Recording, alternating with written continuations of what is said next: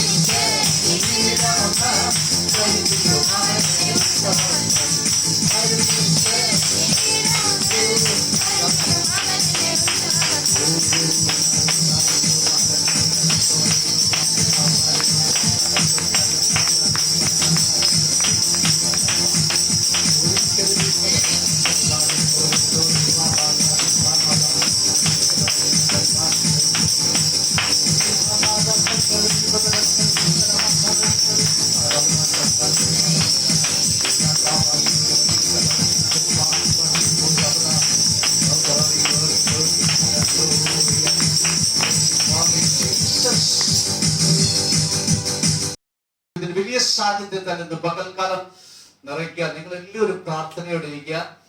വിശ്വസിക്കുന്ന എല്ലാവരും കരങ്ങൾ അടിച്ച് ദൈവത്തെ ഒന്ന് മഹത്വപ്പെടുത്തുക. കരങ്ങൾ ഉയർത്തി ഒന്ന് ദൈവത്തെ ഒന്ന് മഹത്വപ്പെടുത്തിയാട്ടെ. വിശ്വാസം കൂടാതെ ദൈവത്തെ പ്രസാദിപ്പിക്കുവാൻ സാധിക്കത്തില്ല. ദൈവത്തിന്റെ അടുക്കൽ വരുന്നവൻ ദൈവം ഉണ്ടെന്നും കാണാത്ത ദൈവം ഉണ്ടെന്ന് വിശ്വസിക്കണം.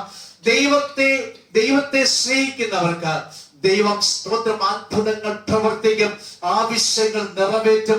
ദൈവത്തോട് പ്രാർത്ഥിക്കുന്നവർക്ക്, ദൈവത്തെ അന്വേഷിക്കുന്നവർക്ക്, അല്ലെങ്കിൽ ദൈവത്തോട് പ്രാർത്ഥിക്കുന്നവർക്ക് അവരുടെ കാര്യങ്ങളെല്ലാം ദൈവം നടത്തി കൊടുക്കുമെന്ന് വിശ്വസിക്കണം. ഹല്ലേലൂയ. യഥാർത്ഥ സ്തോത്രം ഇന്ന് പകൽ സ്തോത്രം ഹല്ലേലൂയ. യഥാർത്ഥ ആത്മീയ വിശ്വാസത്താൽ ആത്മീയ വിശ്വാസം എന്ന് പറയുന്നത് നമ്മൾ കണ്ടിട്ടില്ലാത്തത്, സംഭവിച്ചിട്ടില്ലാത്തത്, അത് കാണുന്നു, അത് സംഭവിക്കുന്നു. അതുകൊണ്ടാണ് എബ്രായർ 11:1 പറയുന്നത്, വിശ്വാസം എന്നതോ ആശിക്കുന്നതിന്റെ ഉറപ്പും കാണാത്ത കാര്യങ്ങളുടെ നിശ്ചയമാ എന്ന് പറഞ്ഞാൽ ഒരു ആത്മീയ വിശ്വാസം എന്ന് പറയുന്നത് സംഭവിപ്പിക്കുക. നമ്മൾ വിശ്വസിക്കുന്നു, അത് ആ വിശ്വാസത്തെ അതങ്ങ് സംഭവിക്കുക. ഇതാ ശരിക്കുള്ള ആത്മീയ വിശ്വാസം എന്ന് പറയുന്നത്. കാണാത്ത ദൈവത്തിൽ വിശ്വസിക്കുന്നു, സംഭവിച്ചിട്ടില്ലാത്ത കാര്യം സംഭവിക്കുമെന്ന് വിശ്വസിക്കുന്നു. ഇതാ ശരിക്കുള്ള ആത്മീയ വിശ്വാസം എന്ന് പറയുന്നത്. എന്നാൽ ഇന്ന് പകൽക്കാലം വിശ്വാസം, രണ്ട് തരത്തിലുള്ള വിശ്വാസത്തെ ഇന്ന് പകൽ ദൈവത്തിന്റെ ആത്മാവ് വെളിപ്പെടുത്തുക. ഒന്ന്, സ്തോത്രം, ഹല്ലേലൂയ, ബുദ്ധിയിലുള്ള വിശ്വാസം. അത് താൽക്കാലികമാണ്. ആരാധനയ്ക്കൊക്കെ വരുന്നു, ആരാധനയ്ക്ക് വരുന്നു, കാണുന്നു, അവിടെ നടക്കുന്ന കാര്യങ്ങളെല്ലാം കാണുന്നു. ചില കാര്യങ്ങൾ സംഭവിക്കുമ്പോൾ, ചില അടയാളങ്ങൾ കിട്ടുന്നു, ചില കാര്യങ്ങൾ നടക്കുമ്പോൾ ഉടനെ യേശു വിശ്വസിക്കും. എന്നാൽ കുറെ കഴിഞ്ഞത് തണുത്ത് ഇല്ലാതായി പോകും, തണുത്തു പോകും. ആ വിശ്വാസം തണുത്തു പോകും. അത് അല്പവിശ്വാസം. കുറെ കഴിയുമ്പോൾ ആ വിശ്വാസം എല്ലാം തകർന്ന് ഇല്ലാതായി തീരും.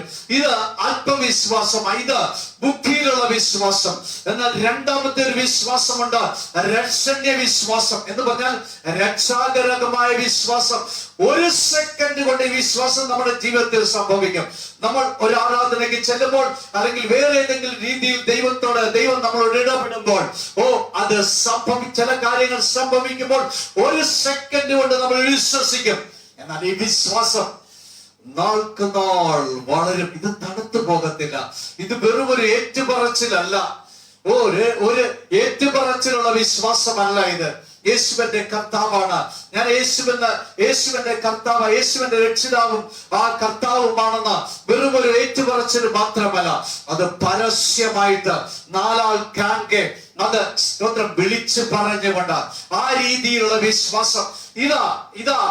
ഇതാണ് രക്ഷാകരമായ വിശ്വാസം.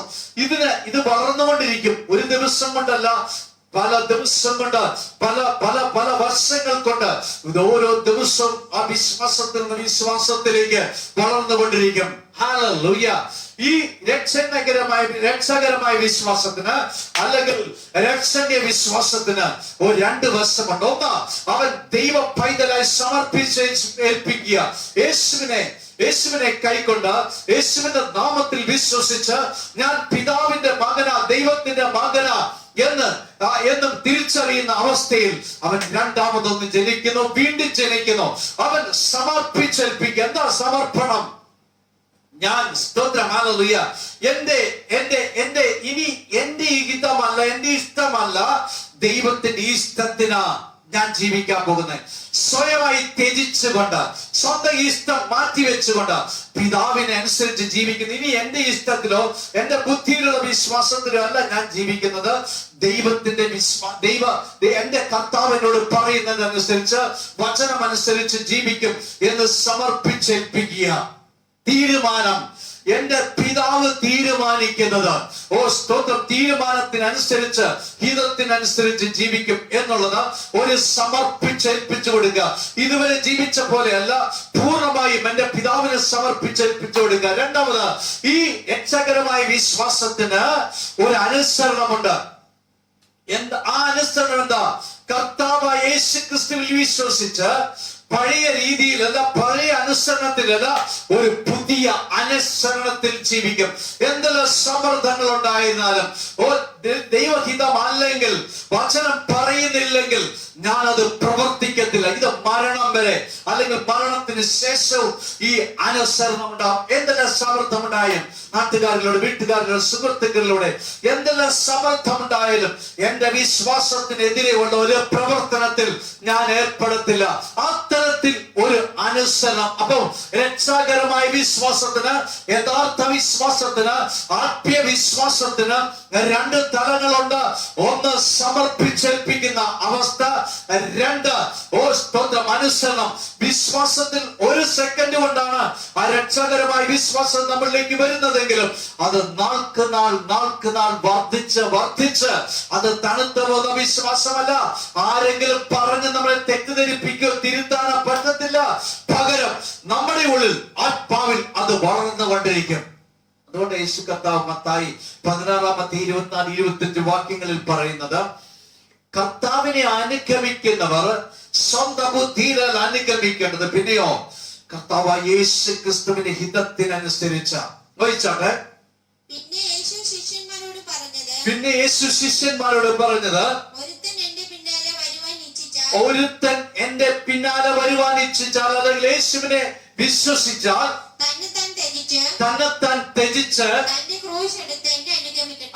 തന്നെത്താൻ ത്യജിച്ച് തന്റെ ബുദ്ധിയുള്ള പ്രവർത്തനങ്ങൾ മരവിപ്പിച്ചിട്ട് വീണ്ടും ചലിച്ച ഒരു ദൈവ പൈതലിനെ പോലെ ക്രൂശ് എടുത്ത്, ക്രൂശ് എന്ന് പറഞ്ഞാൽ കഷ്ടമെന്നാണ് അർത്ഥം. എന്ന് പറഞ്ഞാൽ ജഡത്തിലുള്ളത് ചെയ്യുവാൻ നമുക്ക് വളരെ സുഖകരമായിരിക്കും, എന്നാൽ ആത്മാവിലുള്ളത് ചെയ്യണമെങ്കിൽ ഒരു സുഖം ഉണ്ടാകത്തില്ല. അതെപ്പോഴാ സുഖമാകുന്നത്? വീട്ടിൽ ജനിച്ച് ആത്മാവിൽ ജീവിക്കുന്ന ഒരു ദൈവ പൈതലിന് ഭയങ്കര സുഖമായിരിക്കും. അതുകൊണ്ടാണ് പറഞ്ഞത്, ജഡത്തിന്റെ ബുദ്ധിയെ അവിടെ മരവിപ്പിച്ചിട്ട് ആത്മാവിന്റെ ബുദ്ധിയായ പരിശുദ്ധാത്മാവിനെ കീഴ്പ്പെട്ട് ആ ക്രൂശ് എടുത്തുകൊണ്ട് ദൈവത്തിന്റെ ഇഷ്ടം, ദൈവത്തിന്റെ ഹിതം ചെയ്തുകൊണ്ട് ജീവിക്കുന്ന അവസ്ഥ, അങ്ങനെ ജീവിക്കും. ആരെങ്കിലും തന്റെ ജഡത്തിന്റെ അല്ലെങ്കിൽ ഭൗതിക മനസ്സിന്റെ പഞ്ചേന്ദ്രിയങ്ങളുടെ ജീവനെ, ആ മനസ്സിനെ രക്ഷിക്കാൻ ഇച്ഛിച്ചാൽ അവൻ അതിനെ തകർത്ത് കളയേണ്ടി വരും. ഒരു നാൾ നഷ്ടപ്പെടും, അവന് ഒന്നുമില്ലാതായി തീരും. അടുത്തത്, എന്റെ നിമിത്തം ആരെങ്കിലും തന്റെ ജീവനെ കളഞ്ഞാൽ, എന്ന് പറഞ്ഞാൽ ജഡത്തിന്റെ ജീവനെ കളഞ്ഞാൽ, സ്തോത്രം, പരിശുദ്ധാത്മാവിന്റെ ജീവനെ അല്ലെങ്കിൽ നിത്യജീവനെ അവൻ കണ്ടെത്തും. ബുദ്ധിയിലുള്ള ജഡത്തിലുള്ള ചിന്തയെ മാറ്റിവെച്ച്, മനസ്സിനെ മാറ്റിവെച്ച് ആത്മാവിന്റെ ചിന്തയിൽ, ആത്മാവിന്റെ മനസ്സിൽ പരിശുദ്ധാത്മാവിനെ കീഴ്പ്പെട്ട് അവൻ ജീവിക്കും. ഒരു മനുഷ്യൻ ആ ജഡബുദ്ധിയിൽ അല്ലെങ്കിൽ സ്വബുദ്ധിയിൽ ഈ ലോകത്തുള്ളത് മുഴുവൻ പിടിച്ചടക്കിയാലും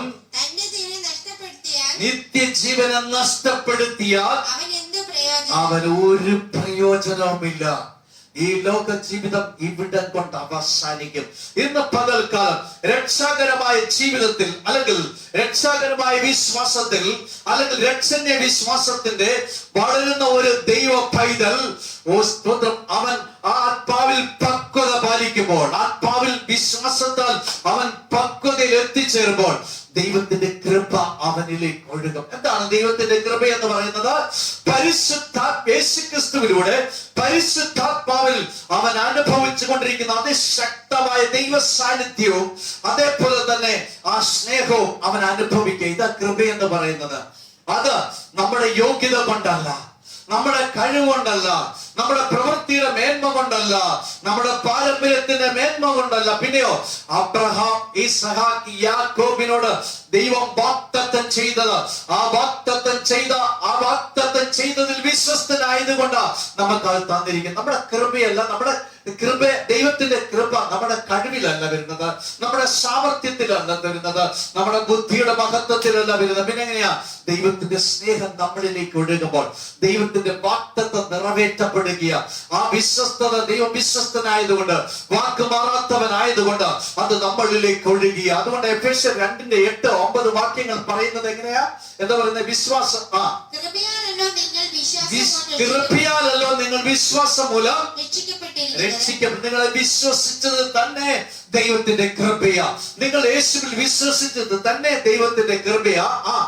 അതിന് നിങ്ങൾ കാരണമല്ല, ദൈവത്തിന്റെ ദാനമത്രയാകുന്നു. ദൈവത്തിന്റെ കൃപ എന്ന് പറയുന്നത് സൗജന്യമായി നമ്മളിലേക്ക് ഒഴുകി. ഇന്ന് പകൽക്കാലം എന്നെ കേൾക്കുന്ന ദൈവ പൈതലെ, നീ ദൈവത്തിൽ ആശ്രയിച്ച് കഴിയുമ്പോൾ നിന്റെ വിശ്വാസം വളരണം. വിശ്വാസം വളരണമെങ്കിൽ എന്ത് ചെയ്യണം?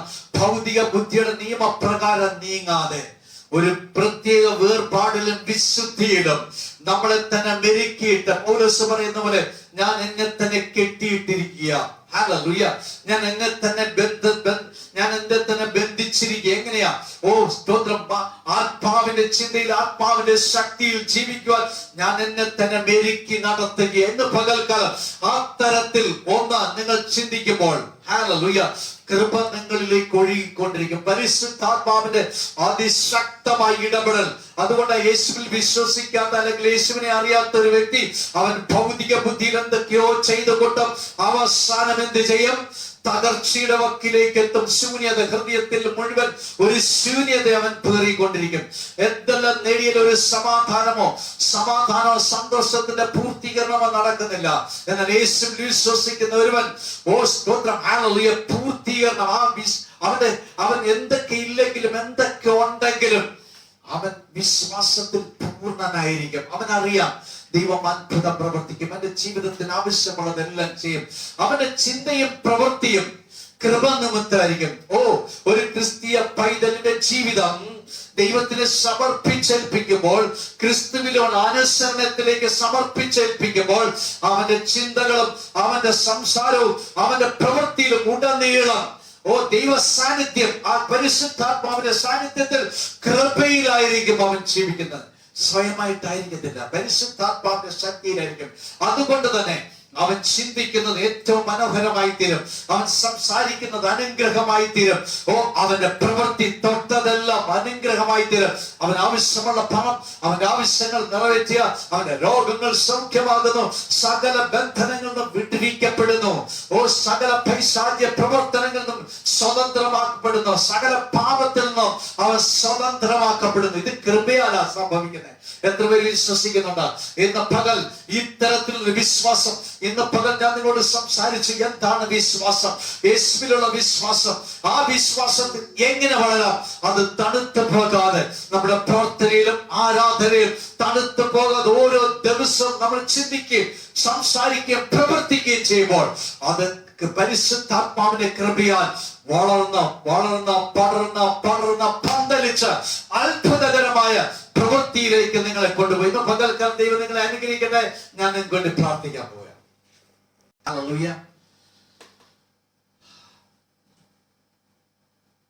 തലവേദനയായി ഭാരപ്പെടുന്ന ഒരുപാട് വ്യക്തികൾക്ക് വേണ്ടി പ്രാർത്ഥിക്കാൻ പോകാൻ. തലവേദനയായി, മൈഗ്രെയിൻ അല്ലെങ്കിൽ തലവേദന, വിട്ടുമാറാത്ത തലവേദന, മൈഗ്രെയിനായി ഭാരപ്പെടുന്ന ഒരുപാട് വ്യക്തികൾക്ക് വേണ്ടി ഇന്ന് പകൽക്കാലം ഞാൻ പ്രാർത്ഥിക്കാൻ പോവാൻ. നിങ്ങൾ എല്ലാവരും പ്രാർത്ഥനയോടെ ഇരുന്നാട്ടെ. ഹല്ലേലൂയ. കൂടാതെ ശരീരത്തിൽ എവിടെയൊക്കെ വേദനയുണ്ടോ അവർക്കൊക്കെ വേണ്ടി പ്രാർത്ഥിക്കാൻ പോകുന്നു. വായിലെ പുണ്ണ് കാരണം ഭാരപ്പെടുന്ന ചില വ്യക്തികൾക്ക് വേണ്ടി പ്രാർത്ഥിക്കാൻ പോവാ. സ്തോത്രം, ഹല്ലേലൂയ. ക്യാൻസർ പോലുള്ള മാരക രോഗങ്ങളിൽ കഷ്ടപ്പെട്ടിരിക്കുന്ന ചില വ്യക്തികൾക്ക് വേണ്ടി പ്രാർത്ഥിക്കാൻ പോയി. ഇന്ന് പകൽക്കാലം നമ്മൾ ഒരുമിച്ച് പ്രാർത്ഥിക്കുമ്പോൾ ദൈവം വലിയ അത്ഭുതം ചെയ്യട്ടെ. നമ്മൾ ഒരുമിച്ച് പ്രാർത്ഥിക്കുക. കർത്താവേ, ഇന്നത്തെ ദിവസം മൈഗ്രൈൻ അല്ലെങ്കിൽ തലവേദന, വിട്ടുമാറാത്ത തലവേദനയായി ഭാരപ്പെടുന്ന ചില വ്യക്തികൾ ഇപ്പോൾ തന്നെ സൗഖ്യമാകട്ടെ. എന്റെ പിതാവ് സ്വർഗ്ഗം തുറന്ന് ഇനി ഒരിക്കലും ആ തലവേദന ഉണ്ടാകാത്ത വിധത്തിൽ സൗഖ്യമാക്കിയ സ്തോത്രം. ഹല്ലേലൂയ. ശരീരത്തിൽ എവിടെ വേദന ഉണ്ടെങ്കിലും ഇപ്പോൾ എന്റെ പിതാവ് സൗഖ്യമാക്കേണ്ടപ്പ. സ്വർഗ്ഗം തുറന്ന് എന്റെ പിതാവ് സൗഖ്യമാക്കിയനായി സ്തോത്രം. ഹല്ലേലൂയ. ഹല്ലേലൂയ. വായ്പുണ്ണായി ഭാരപ്പെടുന്ന ചില വ്യക്തികൾ ഇപ്പോൾ തന്നെ സൗഖ്യമാകട്ടെ. ക്യാൻസറായി ഭാരപ്പെടുന്ന ചില വ്യക്തികൾ ഇപ്പോൾ തന്നെ ശരീരത്തിന്റെ ഏത് ഭാഗത്ത്, ഏത് സെല്ലിനെയാണ് അത് ബാധിച്ചിരിക്കുന്നത്, എത്ര മാരകമാണെങ്കിലും ഇപ്പോൾ തന്നെ പിതാവെ അവിടുന്ന് സൗഖ്യമാക്കിയാട്ടെ. യേശുവിന്റെ നാമത്തിൽ അവിടുന്ന് സൗഖ്യമാക്കിയനായി സ്തോത്രം. ഹല്ലേലൂയ. ഇന്ന് പകൽ വിശ്വസിക്കുക, ഏറ്റെടുക്കുക. നിങ്ങൾ സൗഖ്യമായിരിക്കുന്നു. ഏറ്റെടുക്കുക. സാക്ഷ്യം പറയാം. ദൈവം നിങ്ങളെ അനുഗ്രഹിക്കും.